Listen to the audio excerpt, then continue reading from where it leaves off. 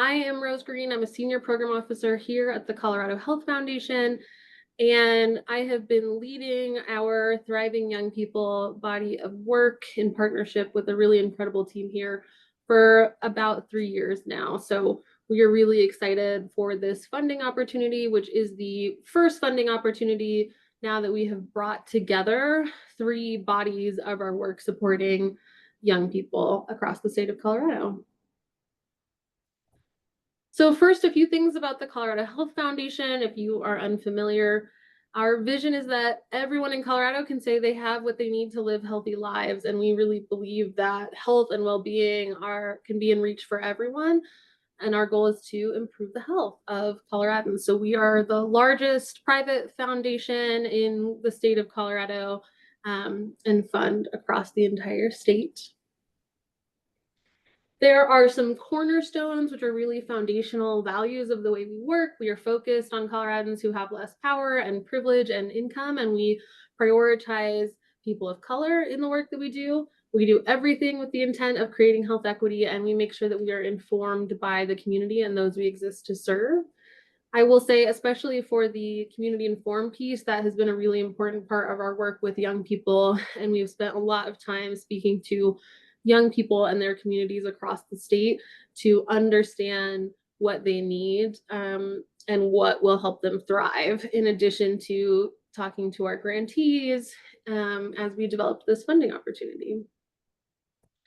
So, developing agency, identity, and belonging in young people. This is intended to support programs that provide safe, welcoming spaces. Some folks would describe them as third spaces for young people so that they can develop trusted relationships with other young people as well as adults.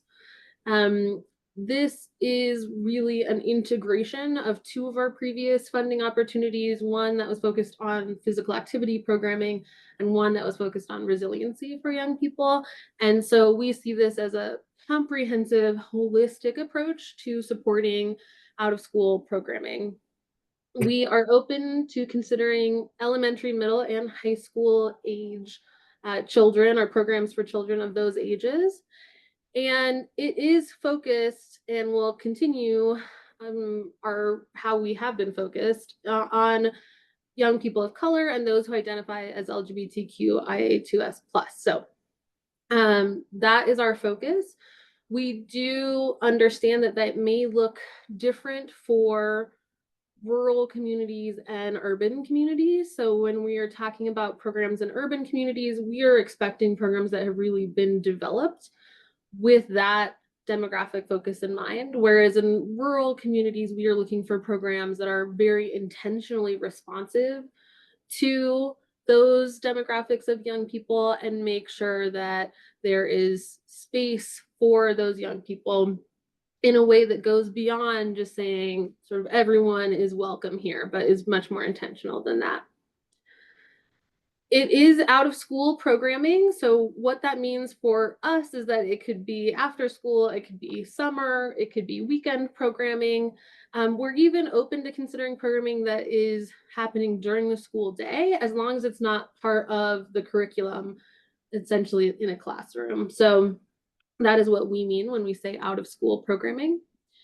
And it's very important to us that it includes the same group of young people and adults over a sustained period of time. So there are a lot of programs that we hear about that are, say, 1-week summer camps or maybe quarterly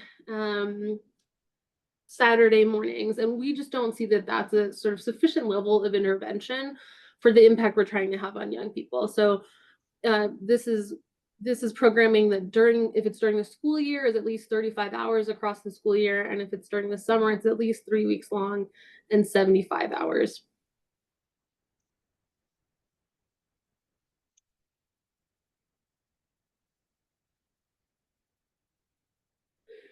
So what are we really looking for?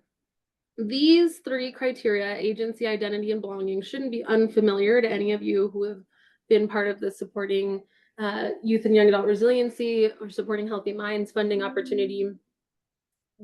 This is what we see as the core of the work in terms of what we want programs to help provide or help young people feel closer to in terms of themselves and their identities. So we want young people to feel that they have a sense of agency, like they can make positive change in their lives and communities, and they really have the ability and the capacity to make that change. We want young people to feel affirmed in their identities and encouraged to explore them safely. We know that young people are still figuring themselves out and they need spaces and opportunities to be able to do that. And we also want young people to be able to feel like they can do that with the range of identities that they hold. And then finally, belonging. We want young people to have those strong supportive relationships, to have relationships with trusted adults in these spaces that aren't parents or other family members, aren't teachers, aren't friends from school. And we want that to create a strong sense of community. So that could be a geographic community, it often is, but it could also be a community based on identity or cultural attributes or something else. So these are the pieces that we are really looking for in any program that we fund. There are also some areas where we've really tried to dive more deeply into the work that we're doing based on the best programs that we have seen in our previous funding opportunities. And those are around cultural identity and systemic context. So when we say cultural identity, we want programs that help affirm, educate, discuss, find joy in the cultural identities that young people hold. That might be culturally specific activities. It might be related to history and talking about where people come from. It might be talking about the larger community and what that identity means. And so we really want young people to be able to connect to their identities and want programs that can help them do that. We also want programs that recognize the larger systemic context, the oppression that some groups are experiencing, what is going on that goes beyond just saying, you know, if you work hard, you'll be able to do whatever you want. It's a more complicated story, and we want young people to be able to understand that story and how they fit into it. And also how their identities can help them support resisting the oppression or inequities they're experiencing and work collectively together to make better lives for themselves.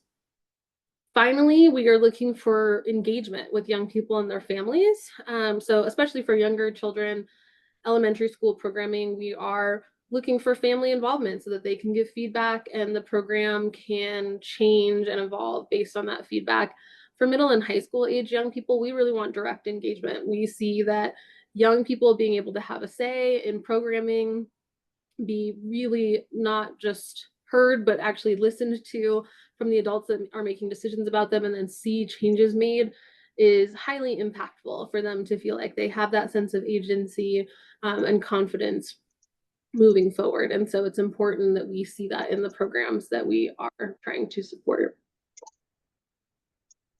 What do grants look like? So these are programmatic or project support grants. They're fairly flexible at the Colorado Health Foundation, but they are still focused on the project or program.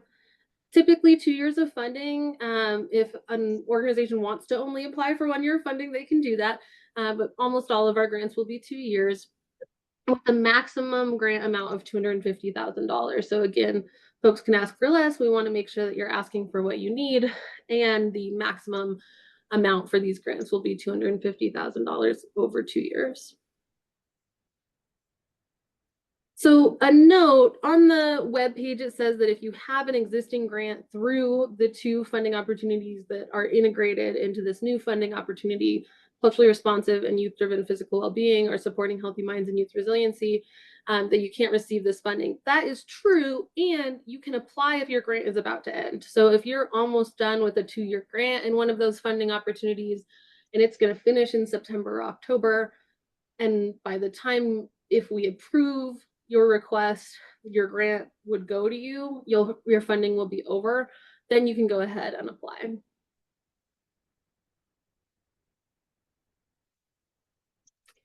So a couple of answers to common questions. We will consider physical activity programming. Again, we're integrating the resiliency-oriented and physical activity-oriented funding opportunities. We understand that a lot of programs take a much more holistic approach to health and thriving for young people.